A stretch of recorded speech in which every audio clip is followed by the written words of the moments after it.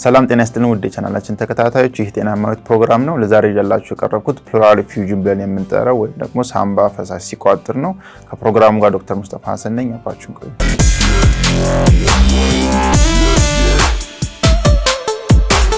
የሳምባ ፈሳሽ መቋጠር ወይም ደግሞ በሳምባ ዙሪያ ያሉ ፖኬቶች ወይም ኪሶች አሉ። ልክ የሰው ልጅ ሁለት ሳምባ አለው። እሱ ሳምባ ላይ ወደ ውጭ አካባቢ ወይም ሳምባውን ሸፍነው የሚይዙትን አካላት ላይ ፈሳሽ ነገር ሲቋጠር የሚፈጠር ችግር ነው።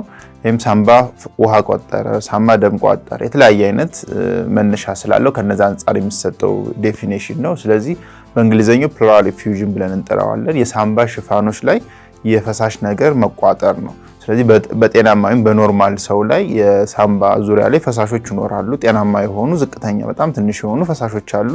ነገር ግን እነሱ ፈሳሾች ከመጠን በላይ ሲመረቱ ወይም ደግሞ ከመጠን በታች የሆነ አብዞርፕሽን ሲኖራቸው የሚመረቱ ነገሮች ሰርኩሌት ያደርጋሉ ወይም በሰውነታችን ውስጥ ይዘዋወራሉ። ነገር ግን ከዛ ላይ ወደ ደም ስራችንና ወደ ተለያዩ ሰውነት ክፍላችን አልገባ ብሎ እዛ ጋር ሲከማች ወይም ደግሞ በበሽታ ምክንያት ከፍተኛ የሆነ ፈሳሽ ምርት ሲኖር በሳምባ ዙሪያ ፈሳሽ ቋጠረ እንላለን። ስለዚህ የተለያዩ ምክንያቶች አሉት። ነገር ግን በዋናነት ከፍተኛ የሆነ ምርት ወይም ደግሞ ዝቅተኛ የሆነ ወደ ሰውነታችን የመዋሃድ ሁኔታ ሲፈጠር የሚፈጠር ችግር ነው። የተለያዩ በሽታ አይነቶች እንደ ምክንያት ይጠቀሳሉ ማለት ነው። ስለዚህ በየትኛውም ከህፃናት እስከ ትልቅ ወይም ደግሞ ከሴት ወንድ ሁሉንም አይነት ማህበረሰብ ሊያጠቃ የሚችል የበሽታ ምልክት ነው። በራሱ ግን በሽታ ነው አንልም። ግን የበሽታዎቹ ምልክት ስለሚሆን ብዙ አይነት ምክንያቶች አሉት ማለት ነው።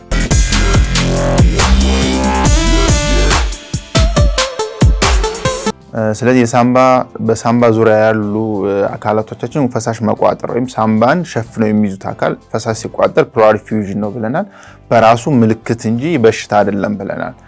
ማለት ለምሳሌ የሰው ልጅ በኤችአይቪ ቫይረስ ተጠቅቷል ስንል በቫይረሱ መጠቃት የድምሮች ውጤት ሲሆን ኤድስ የምንለውን በሽታ ይፈጥራል ብለናል። ስለዚህ ምልክቶቹ ነው። አሁን ፕሉራል ኢፊውዥን እንደ ምልክት ነው እንጂ ወይም ደግሞ በሳምባ ዙሪያ ያለው ወይም የሳምባ ሽፋን ውሃ ቋጠረ ስንል አንድ ምልክት ነው። ስለዚህ ይሄን እንደ ምልክት እንወስደዋለን እንጂ በራሱ ግን ብቻውን ችሎ በሽታ ነው አንልም። ስለዚህ የሚያመጣው ምንድነው ብለን እናስባለን ማለት ነው። በዋናነት የተለያዩ አይነት መገለጫዎች አሉት። እንደ መንስኤ ስናነሳ በሕክምናው ትራንስኡዴቲቭ እና ኤክሱዴቲቭ ብለን የምንጠራቸው አሉ። የደም ስሮች ላይ ጉዳት ሲደርስና በራሱ ደግሞ ፈሳሾቹ እየወጡ ወይም ደግሞ ፕሬሸራቸው የተለያየ አይነት ፕሬሸር አለ ወይም ደግሞ እዛ ደም ስራችን በየሁሉ የሰውነታችን አካላቶች ላይ ያሉ ፕሬሸሮች አሉ። ስለዚህ ሃይድሮስታቲክ እና ኦንኮቲክ ፕሬሸር ብለን እንጠራቸዋለን። ስለዚህ የነዚህ የፕሬሸር አለመጣጣም ነው ወደ ውጭ እንዲወጣ የሚያደርገው ወይስ ደግሞ ካፒላሪ የምንላቸው ወይም ደግሞ የደም ስራችን ላይ ያሉ ችግሮች የፈጠረው ነው በሚል በሁለት ከፍለን እናየዋለን። ስለዚህ በተለያየ ምክንያት ሊመጣ የሚችል በሽታ ነው ማለት ነው። ኒሞኒያ ወይም የሳምባ ምች ሊያመጣው ይችላል። ቲቢ ወይም የተለያዩ ኢንፌክሽኖች ሊያመጡት ይችላሉ። ካንሰር፣ የሳምባ አካባቢ ያሉ ካንሰሮች ሊያመጡት ይችላሉ። የልብ ድካም ያለበት ሰው ወይም ደግሞ የልብ በሽታ ያለበት ሰው፣ በተለይ ከፍተኛ ደረጃ የሆነ የልብ ችግር ያለበት ሰው፣ ሲሮሲስ የምንለው የጉበት በሽታ የተጠቃ ሰው ሊሆን ይችላል እና በተለያዩ ምክንያቶች ሳምባችን ዙሪያ ያለው ሽፋን ውሃ እንዲቋጥር ሊያስችሉት ይችላሉ ማለት ነው። ስለዚህ ከትንሹ ኢንፌክሽን ከሳምባ ምች ብለን ከምንጠራው እስከ ካንሰር ድረስ የተለያዩ ምክንያቶች ይኖሩታል ማለት ነው። ነገር ግን ይህን በምናይበት ሰዓት ደግሞ የተለያዩ አይነቶች አሉ። የቋጠረው ፈሳሽ ምንድን ነው ብለን እናያለን ማለት ነው። ስለዚህ ቅድም እንዳልነው ሳምባ ዙሪያ ፈሳሽ መቋጠር ነው ያለው። ስለዚህ ፈሳሹ ከሳምባ የሚመረቱ ወይም ጤናማ የሆኑ ፈሳሽ አይነቶች ነው። ነገር ግን ከመጠን በላይ ሲፈጠሩ ሊገኝ ይችላል ወይም ሃይድሮቶራክስ እንለዋለን። ስለዚህ ፈሳሹ ጤናማ የሆነ ነገር ግን ከመጠን በላይ የበዛ አይነት ፈሳሽ ሊሆን ይችላል። ደም ሊሆን ይችላል። በተለያየ ምክንያት እዛ አካባቢ ደም ከፈሰሰ ሄሞቶራክስ ብለን እንጠራዋለን ማለት ነው። ስለዚህ ደም ሊሆን ይችላል። ጤናማ የሆነ ሳምባ አካባቢ የሚገኙ ፈሳሾች ሊሆኑ ይችላሉ። መግል ነገር በተለያየ ምክንያት መግል ተፈጥሮ መግል ሊሰበሰብ ይችላል።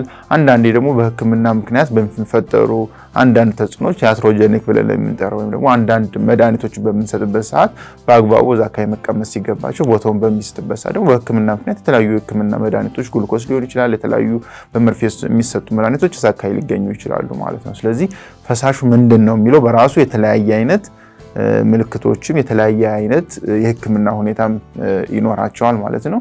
በሽታው ደግሞ ምን ያመጣል? ያን ሳምባ ዙሪያ ያሉ ሽፋኖችን የተለያየ አይነት እንዲቋጥሩ ያስቻላቸው ምንድነው የሚለው ከዛ አንፃር ልንከፋፍለው እንችላለን ማለት ነው።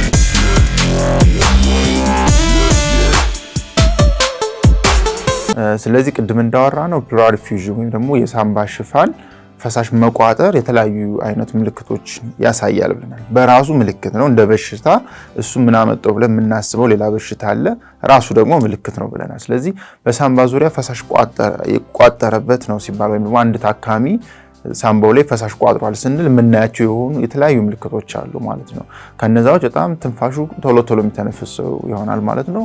ቁርጥ ይላል። አንድ ጤናማ የምንለው ሰው በደቂቃ 22 ጊዜ ነው ትንፋሽ አየር ሊያስወጣና ሊያስገባ የሚችለው እሱ። ነገር ግን እሱ 28 30 እያለ ከፍ እያለ ሊሄድ ይችላል ማለት ነው። ምክንያቱም ሳምባው በደንብ አይንቀሳቀስም። ቅድም እንዳለው ሳምባ ዙሪያ ሁለቱም ሳምባ ዙሪያ ላይ ፈሳሽ በደንብ ቋጥሮ ከያዘ ሳምባ በደንብ ኤክስፓንድ አያደርግ ማለት በደንብ አየር ማስገባትና ማስወጣት ስለማይችል፣ ስለዚህ በቂ የሆነ ኦክሲጅን በቂ የሆነ አየር ስለማያገኝ በቀላሉ መተንፈስ አይችልም። ስለዚህ አተነፋፈሱ ቁርጥ ይላል። በጣም ዲፕ የሆነ መሳብና ማስወጣት ሊሆን ይችላል። ወይም ደግሞ ከለመድነው ያተነፋፈስ ሁኔታ ሊቀየር ይችላል። የአየር እጥረት ወይም የኦክሲጅን እጥረት ሊፈጠር ይችላል። ሃይፖክሲያን የምንለው ነገር ማለት ነው። የሰው ልጅ በደም ስሩ የኦክሲጅኑ መጠን 90% ነው እንዳለን ትንሹ። ስለዚህ ከዛ በታች ሊወርድ ይችላል በደንብ አየር ማግኘት ስለማይችል። ስለዚህ ደረጃዎችን በሚወጣበት ደግሞ ሾርትነስ ኦፍ ብሬዝ የምንለው ወይም ደረጃ ሲወጣ ሊሆን ይችላል። ሲንቀሳቀስ በቂ የሆነ ኦክሲጅን በቂ የሆነ አየር ስለማያገኝ የእጥረት ይኖረዋል ማለት ነው። በማዳመጫችን ወይም በስቴቶስኮፕ ስንሰማው ደግሞ በቂ የሆነ አየር አያስወጣም አያስገባም። ስለዚህ ሁለቱም ሳምባው በደንብ አይንቀሳቀስም፣ በደንብ ፋንክሽን ማድረግ አይችልም ማለት ነው። ስለዚህ እነዚህ ከትንፋሽ ጋር የተገናኙ ችግሮች አሉ። ከፍ እያሉ ሲሄዱ ደግሞ ሌላ ምልክቶችን ልናይ እንችላለን። ለምሳሌ ይሄ የተጠራቀመው ፈሳሽ ነገር ወይም ደምም ሊሆን ይችላል ብለናል፣ መግል ሊሆን ይችላል። በጣም ከፍተኛና ትልቅ ከሆነ ለምሳሌ በቀኝ ሳምባ በኩል ከሆነ የተጠራቀመው ወደ ግራ ሊገፋው ይችላል ማለት ነው። ስለዚህ ሳምባው ወደ ግራ ተገፋ ማለት ልብንም ማብረን መጫን ሁኔታ ሊኖር ይችላል ማለት ነው። በኦፖዚት ደግሞ ግራ ደግሞ በጣም ከፍተኛ የሆነ ፈሳሽ ከያዘ ቀኝ ሳምባ ይጫነዋል ማለት ነው። ስለዚህ እነዚህ ነገሮች ካሉ ደግሞ ቴንሽን ሄሞቶራክስ የምንለው አለ። ከፍተኛ የሆነ ወይ ደግሞ በኢመርጀንሲ በድንገተኛ ሁኔታ መታከም የሚያደርስ ችግር ይፈጥራል ማለት ነው። ፕሉራል ፊውዥን የምንለው ወይም ደግሞ የሳምባ ሽፋኖች ጤናማ ያልሆነ ፈሳሽ በሚቋጥሩበት ሰዓት የተለያዩ አይነት ምርመራዎች እናደርጋለን። ከዝቅተኛው ከደም ምርመራ ማለት የደም ምርመራ ስንል ኢንፌክሽን አለ የለም፣ ከካንሰር ጋር የሚገናኝ ነው አይደለም የሚሉ የተለያዩ ምርመራዎች እናደርጋለን።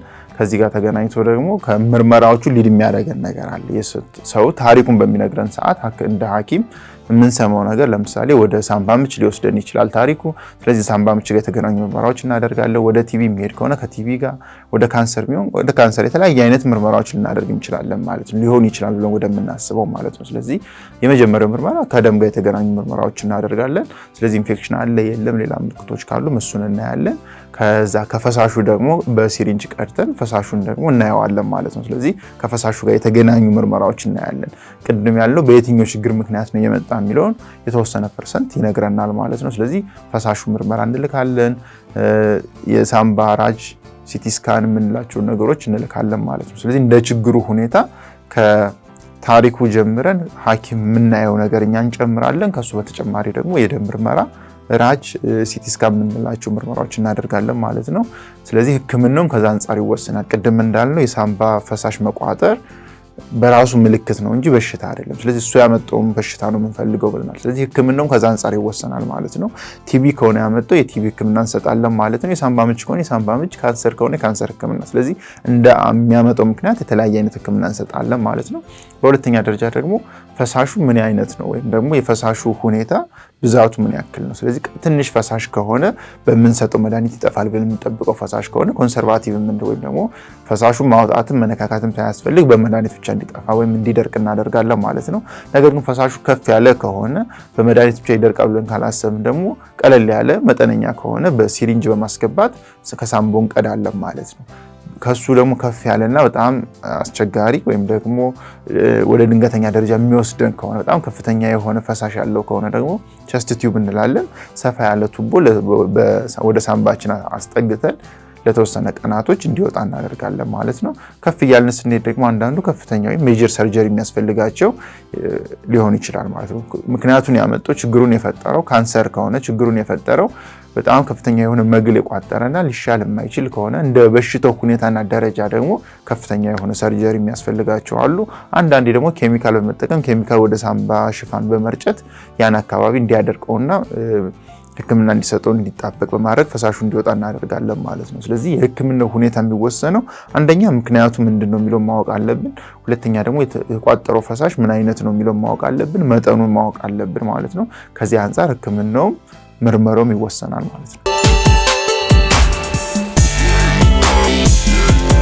ለዛሬ ያየነው በሳምባ ዙሪያ ወይም ደግሞ የሳምባ ሽፋን ላይ ፈሳሽ ነገር ሲቋጠር ምን ይመስላል የሚለው መነሻውን ምክንያቱንና ደግሞ ህክምናውን ነው። ጥያቄ አስተያየትና ጥቆማ ካላችሁ ኢንቦክስ አድርጉልን። እስከዛው ቸር